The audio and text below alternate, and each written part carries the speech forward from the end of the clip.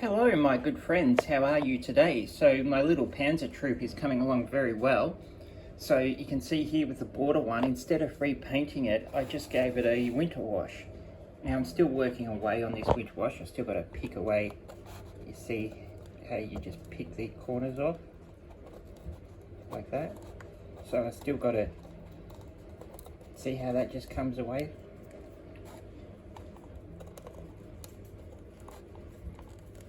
Not everything, just the corners. And raised panels, so I could just pick that off. So what I've used is a bit of Abteilung liquid mask,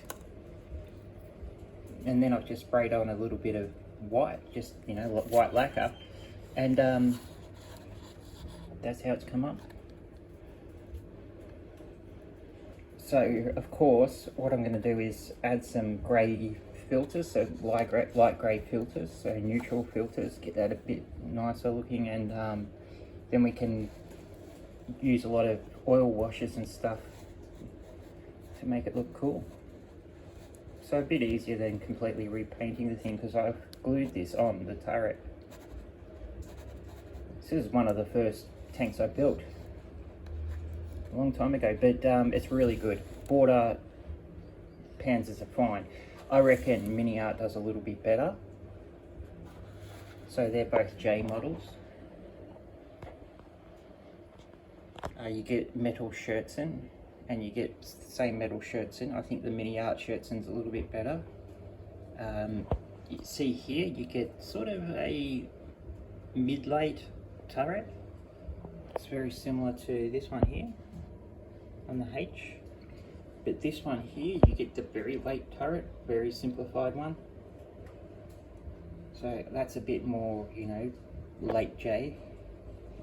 But it's really hard with German Panzers, like this could be just as much as a late G model as much as a H. This could be a late H, early J.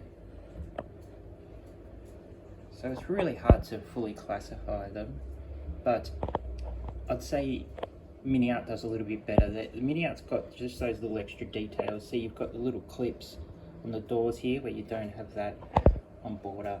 There's just those tiny little details, and I think here you've got the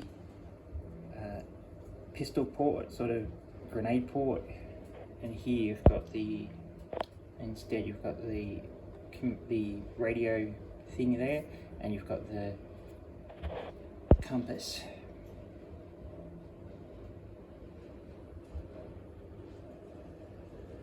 So yeah, but I had a bit of a tragedy with this one here, so I put the shirts in on just to have a look, because I'm getting the sides here really nice and cleaned up and all that.